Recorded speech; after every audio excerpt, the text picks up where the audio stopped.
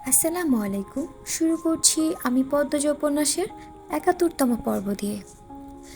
সকালের ঘন কুয়াশার চাদরে ঢেকে আছে প্রকৃতি। কাঠের দুইতলা বাড়ির উঠানে শুটিং দলের সবাই বসে আছে। হিমেল হাওয়ার সঙ্গে আসা কনকনে শীত সবাইকে কাবু করে ফেলেছে। সবার মুখ থেকে ধোঁয়া বের হচ্ছে। শাকিল নামের একটা ছেলে উঠানের মাঝে আগুন ধরালো। লিখন আগুন থেকে তাপ নেয়। তীব্র ঠান্ডার জন্য শুটিং এগোচ্ছে না, বারবার পিছিয়ে যাচ্ছে। সূর্য যখন আকাশে উদিত হয়, মৃদুলের দেখা মিলে। সে লিখনের সাথে করমর্দন করে বলল, কেমন আছো ভাই? লিখন হেসে বলল, ভালো। এই শাকিল, একটা চেয়ার দিয়ে যাও তো। শাকিল চেয়ার দিয়ে যায়। মৃদুল বসলো। দুজন বড়ই গাছের নিচে বসে আছে। সেখান থেকে অলন্দপুরের বড় সড়ক দেখা যায়। লিখন বলল, তারপর কেমন আছো? জি ভাই, ভালো আছি। একটা দরকারে আইছি ভাই। লিখন মৃদুলের দিকে মুখ করে বসলো। মৃদুল লজ্জা পাচ্ছে। লিখন বলল, পূর্ণার ব্যাপারে কিছু? মৃদুল অপ্রস্তুত হয়ে পড়ে। সত্যি সে লজ্জা পাচ্ছে। ঘাড় ম্যাসেজ করতে করতে বলল, পূর্ণারে কেমনে কি বলতাম বুঝতাছি না, একটু বইলা দাও। লিখন সশব্দে হাসল। মৃদুলের সাথে যতবার তার দেখা হয় ততবার সে হাসতে বাধ্য। মৃদুল বলল, আমির ভাই আর তুমি এসব অনেক ভালো বুঝো। আমির ভাইরে ডর লাগে, তাই তোমারে কইতাইছি, তোমার কাছে আইছি আমি। লিখন বলল, এটা কোনো ব্যাপার? তারপর দূরের পথে চেয়ে বলল, আমার একটা ইচ্ছে ছিল, শীতের জ্যোৎস্নায় নৌকা নিয়ে মাঝ নদীতে যাব। নৌকায় আমি থাকবো, আর আমি যাকে ভালোবাসি সে থাকবে। চারদিকে জ্যোৎস্না টুপ টুপ করে পড়বে। সে সময়কে সাক্ষী রেখে বিয়ের প্রস্তাব দেব। মনের সব অনুভূতি জানাবো। কিন্তু আমার ভাগ্যে সেই সময়টা আসেনি। তুমি চেষ্টা করতে পারো। লিখনের কথা মৃদুলের খুব পছন্দ হয়। সে প্রফুল্লিত হয়ে বলল, সুন্দর বলছো ভাই। তারপরই মুখ গুমট করে বলল, কিন্তু এখন তো জ্যোৎস্না নাই। শুনেছি শুক্রবার জ্যোৎস্না রাত। আমাদের জ্যোৎস্না নিয়ে কাজ আছে। নায়িকারে ভালোবাসার কথা বলবেন নাকি? না, নায়িকা মারা যাবে। মৃদুল উঠানের দিকে তাকিয়ে বলল, ভাই, নায়িকা কোনটা? লিখন আঙুলের ইশারায় একটা মেয়েকে দেখিয়ে বলল, নীল শাড়ি পরা মেয়েটা। মৃদুল মেয়েটাকে দেখে বলল, এ তো আসমানের পরী। লিখন হাসল, বলল, পূর্ণার সামনে এই কথা বলিও না। দুজন একসাথে হাসল। আরও অনেক কথা বলল। মৃদুর কথার ফাঁকে খেয়াল করেছে যে মেয়েটিকে লিখন নায়িকা বলেছে, সেই মেয়েটি বারবার লিখনের দিকে তাকাচ্ছিল, দৃষ্টি অন্যরকম। মৃদুল লিখনকে বলল, ভাই, নায়িকা বোধ হয় তোমারে পছন্দ করে। লিখন ফিরে তাকাতেই মেয়েটি দ্রুত চোখ সরিয়ে নেয়। লিখন মৃদুলকে বলল, আর ওদিকে তাকিও না, তোমার ধারণা সত্যি। মৃদুল উৎসুক হয়ে এগিয়ে আসে, আগ্রহ নিয়ে বলে, ওনার নাম কি? ফারহিন ত্রিধা। মাশাল্লাহ, নামের মতোই সুন্দর। তোমার সাথে কিন্তু মানাবে। লিখন স্মিত হেসে বলল, মানায় তো কতজনের সাথে, আমরা কি সবাইকে পাই? মৃদুল নাসূচক মাথা নাড়ল। লিখন বলল, ত্রিধা ছেলে মানুষ, নতুন এসেছে মিডিয়া জগতে। শুনেছি আমার জন্য নাকি মিডিয়া জগতে এসেছে। আমি যাকে ভালোবাসি তাকে ভুলিয়ে দিয়ে নিজ জায়গা করে নিবে। এটা কি ছেলে মানুষই ভাবনা নয়? লিখন হাসল। মৃদুলও হাসল। লিখন বলল, আমরা জীবনে অনেক কিছু চাই, সব কিন্তু পাই না। এটা সম্ভব নয়। আমরা আর কি নেই, সব আছে। কিছুর অভাব নেই, শুধু একটা অংশই ফাঁকা। সে অংশটা কখনো পূর্ণ হবে নাকি জানি না। পূর্ণ হবে একদিন, এটা ভাবা ঠিকও না। কারণ যাকে চাই সে পরশ্রী, তবুও মন ভেবে ফেলে, যদিও এই আশা পূর্ণ হয়, আমার বর্তমানে যা কিছু আছে তা থেকে কিছু একটা হারিয়ে যাবে। এটাই দুনিয়ার নিয়ম, নিয়তি। কিছু অভাব না থাকলে তুমি কার পেছনে দৌড়াবে, কিসের আশায় বাঁচবে? অপূর্ণতা একধারে সৌভাগ্য, আবার দুর্ভাগ্য। তুমি অনেক বুঝো ভাই। এই যে ত্রিধা পাগলামি করে, আমি কিন্তু মানা করি না, তালও দিই না। পাগলামি করে যদি নিজের মনকে তৃপ্ত রাখতে পারে তবে করুক না। সে তো জানে আমার মন অন্যখানে ছুটে। কতদিন অবিবাহিত থাকবা, এবার বিয়ে করে নাও। আম্মা চিঠি পাঠিয়েছেন, কোনো রাজনীতিবিদের মেয়ের সাথে বিয়ের কথা চলছে। এবার ফিরে বিয়ে করতেই হবে, নয়তো নাকি বিষ খেয়ে আত্মহত্যা করবেন। এটা কোনো কথা? এবার বিয়া কইরা নেওয়া দরকার। খালাম্মারেও তো ইচ্ছা করে ছেলে বউ দেখার। মৃদুল, তুমি সব জানো, তুমি খুব ভালো ছেলে, ভালোবাসাও বুঝো, তাই তোমার সাথে কিছু বলি। পদ্মজা শুধু একটা নাম না, আমার মনে হয় পদ্মজা শব্দটা একটা প্রাণ, আমার বেঁচে থাকার অনুপ্রেরণা। আমি খুব খারাপভাবে পদ্মজাতে ফেসে গেছি। আমার মাঝে মাঝে দম বন্ধ করা কষ্ট হয়। তখন চেষ্টা করি পদ্মজা নামক মায়াজাল থেকে বেরোতে, কিন্তু পারি না। এই যে বেঁচে আছি, প্রতি মুহূর্তে মনে হয় পদ্মজা আসবে একদিন, আমার কাছে আসবে। মানুষ তো আশা নিয়েই বাঁচে, আশা পূরণ হোক বা না হোক। আশা রাখতে তো দোষ নেই, বাঁচতে তো হবে। ত্রিধা আমাকে ভালোবাসে, আমি বুঝি। যখন শুটিং চলে, মুখস্থ ডায়লগগুলো ত্রিধা মন থেকে অনুভব করে আমাকে বলে, কিন্তু আমি কিছু করতে পারি না। আমার তখন খারাপ লাগে। আমি নিজে একজনের প্রেমে ব্যাকুল, তাই অন্য কারো ব্যাকুলতা আমি বুঝি। এখন আমি পদ্মজার অনুভূতিও বুঝি, পদ্মজার জায়গায় দাঁড়িয়েছি। ত্রিধা আমাকে পদ্মজার অনুভূতি বুঝিয়ে দিয়েছে। আমি ত্রিধাকে যেমন মনে জায়গা দিতে পারি না, পদ্মজা আমাকে দিতে পারে না। পদ্মজা আমির হাওলাদারকে খুব ভালোবাসে। আমি নিজের ভালোবাসার সাথে তাদের ভালোবাসাকেও সম্মান করি। তাদের ভালোবাসা অতুলনীয়। বুকে একটু জ্বালা পোড়া হয় ঠিক, তবে এটাই বাস্তবতা। ত্রিধার জন্য আমার মনে মায়া হয়। মেয়েটা অন্য কাউকে ভালোবাসলে সুখী হতে পারত। ঘুরে ফিরে এমন কাউকে ভালোবেসেছে যে অন্য কাউকে ভালোবাসে। আমার মতো পদ্মজাও ভাবে। ত্রিধার সাড়া দেওয়া সম্ভব নয়। এমনকি আমি ত্রিধাকে জায়নামাজে বসে কাঁদতেও দেখেছি, তবুও আমার মনে ভালোবাসা জন্মায়নি। ভালোবাসা খুব কোমল আর খুবই শক্ত। কিছু মানুষ একজনকে ভালোবাসার জন্য জন্মায়, অন্য কারো ভালোবাসা তাকে ছুঁতে পারে না। তার মধ্যে আমি একজন, হয়তো পদ্মজাও তার মধ্যে আর একজন। এটা ভাবতেও খারাপ লাগে। ত্রিধা ভালোবাসে আমাকে, আমি ভালোবাসি পদ্মজাকে, পদ্মজা ভালোবাসে আমির হাওলাদারকে। সবার ভালোবাসাই সত্য, কিন্তু দেখো কি কাণ্ড। এই পৃথিবীর সুখী মানুষ কারা জানো? তোমার মতো মানুষেরা। মৃদুল মোহাবিষ্ট হয়ে পড়েছে। সে অবাক হয়ে পড়ল, আমার মতো? তোমার মতো। তুমি পূর্ণাকে ভালোবাসো, পূর্ণাও তোমাকে ভালোবাসে। তোমাদের তৃতীয় ব্যক্তির যন্ত্রণা সহ্য করতে হয় না। এই ভালোবাসাকে কখনো হারাতে দিও না। কপাল গুনে যাকে চাও, সেও তোমাকে চায়। কখনো অসম্মান করো না, ধরে রাখো। ভালোবাসা খুব দামি, যা সবাই পায় না। আমাদের জীবনে মা বাবা, নানা নানি, দাদা দাদি, ভাই বোন অনেক মানুষ আছে যারা আমাদেরকে ভালোবাসে। তবু আমাদের জীবনসঙ্গীর জন্য আমরা পাগল হই, তার ভালোবাসা পাওয়ার জন্য আকুল হয়ে থাকি। তার ভালোবাসা ছাড়া নিজেকে শূন্য মনে হয়। এই মায়ার পৃথিবী সৃষ্টির পর থেকে হয়ে এসেছে। আমিও তেমন একজনের ভালোবাসা পাওয়ার জন্য আকুল হয়ে আছি, ঝাপসা ভরে হাঁটছি। এই জায়গাটা অন্য কাউকে তো সম্ভব নয়, তাই আমি বিয়ে করব না। কোনো মেয়েকে জীবন্ত হত্যা করার অধিকার আমার নেই। আমাকে যে বিয়ে করবে সে সুখী হবে না, আমি পারবো না। আমি স্বামী হিসেবে ব্যর্থ হয়ে যাব, কলঙ্ক লেগে যাবে। আমি সেটা হতে দেব না। মনে একজনকে রেখে আর একজনকে বিয়ে করে তাকে সুখী করা একটা চ্যালেঞ্জ। আমি এই চ্যালেঞ্জটা নিতে পারবো না, কারণ আমি শতভাগ নিশ্চিত এই চ্যালেঞ্জে আমি হেরে যাব। যে যাই ভাবুক, একাই জীবন কাটিয়ে দেব। ভালোবেসে যাওয়াতেও শান্তি আছে, নিজের স্বার্থে সেই শান্তি আমি নষ্ট করব না।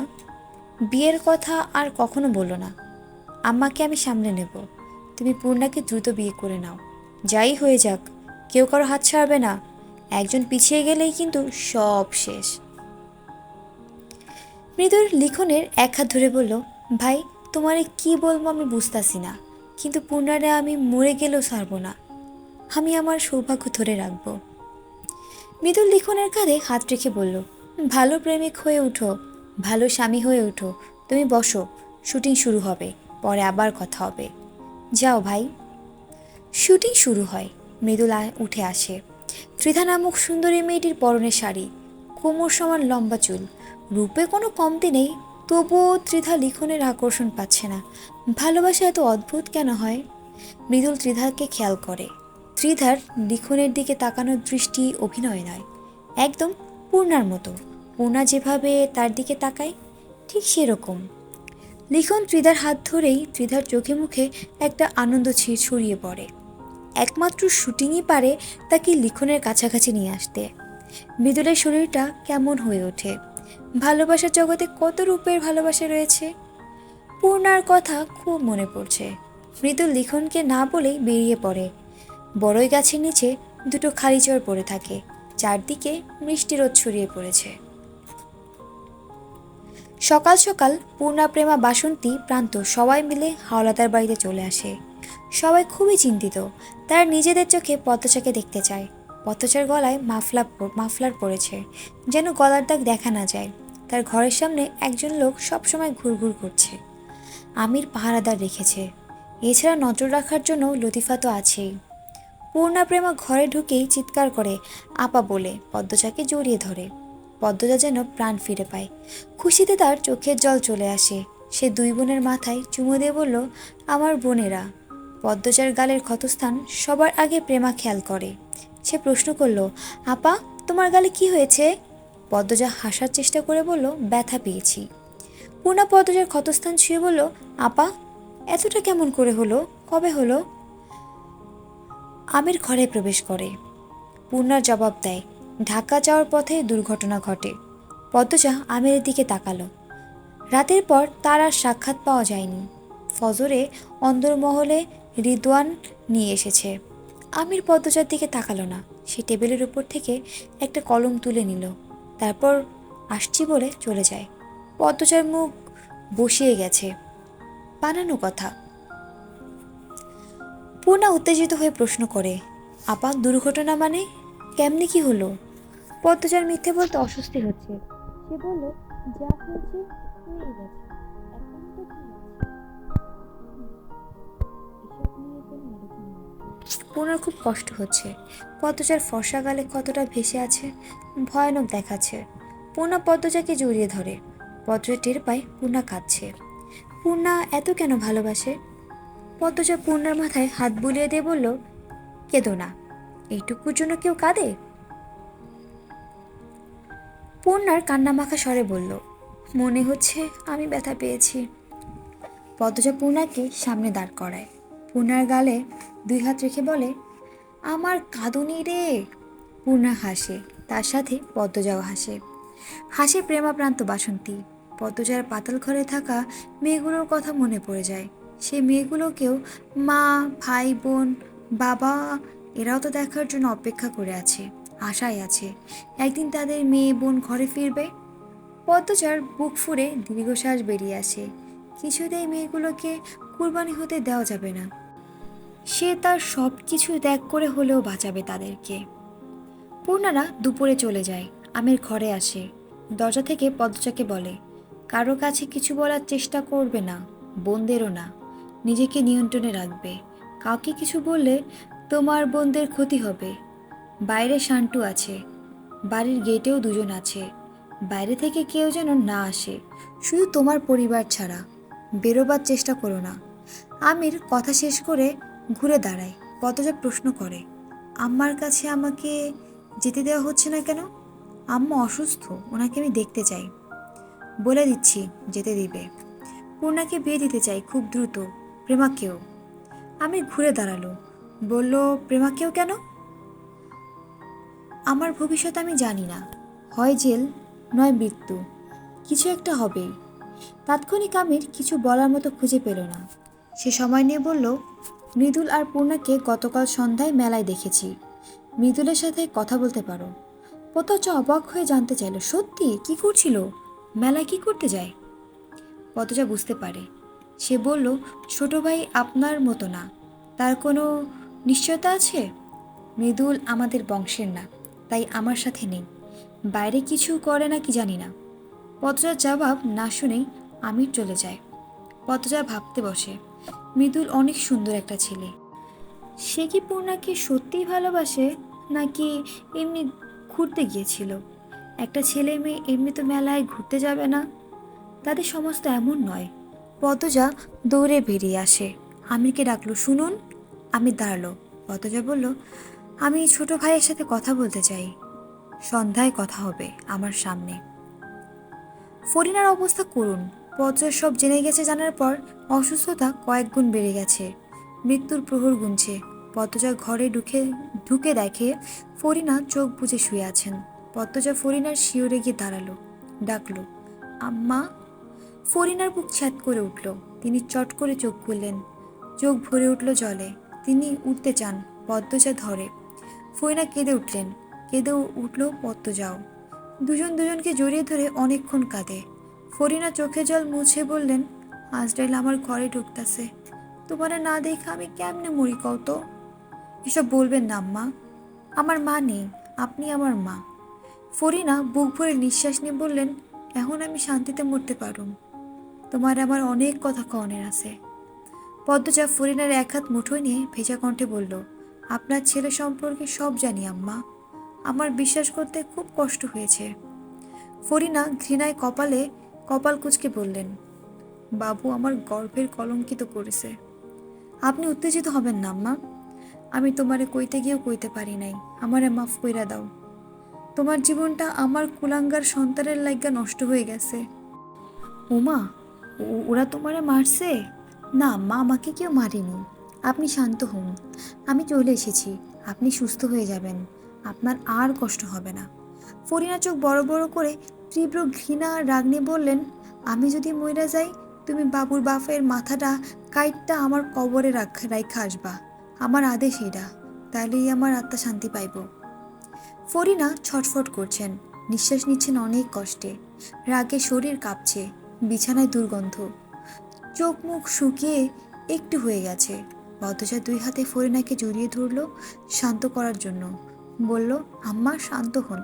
আল্লাহ সব পাপের জন্য শাস্তি আগে থেকেই বরাদ্দ করে রেখেছেন। সবার শাস্তি হবে, হতেই হবে। যা, আমার সাথে কি করছে আমি তোমারে কইতে চাই, তুমি হুনো আমার কথা। সব শুনবো আম্মা, সব শুনবো। লতিফা বাবু বলল, খাবার নাকি খাচ্ছেন না, এখন খাবেন। ওষুধও খাবেন, ঘুমাবেন। এরপর একটু সুস্থ হয়ে সব বলবেন। আপনার গা পুড়ে যাচ্ছে জ্বরে, কাঁপছেন আপনি, শান্ত হন আপনি। ফরিনা আবোল তাবোল বলতেই থাকেন। মানুষটার মৃত্যু যেন ঘনিয়ে এসেছে। পদ্মজা বিছানা পরিষ্কার করে, ফরিনার শরীর মুছে দেয়, নতুন শাড়ি পরিয়ে খাইয়ে দেয়। তারপর জোর করে ঘুম পাড়িয়ে লম্বা করে নিঃশ্বাস ছাড়ল। মানুষটার অতীত কতটা ভয়ঙ্কর সে জানে না, তবে শুনতে চায়। সব কিছু জেনে বড় কোনো উদ্যোগ নিতে হবে। পদ্মজার নিজের মায়ের একটা কথা মনে পড়েছে। তিনি সবসময় বলতেন, প্রতিটি মানুষ কোনো না কোনো উদ্দেশ্য নিয়ে জন্মগ্রহণ করেন। যদি এই কথাটি সত্যি হয়, তবে হাওলাদার বংশের শেষ পুরুষদের ধ্বংস করাই তার উদ্দেশ্য, তার জন্মের উদ্দেশ্য। সে শতভাগ নিশ্চিত।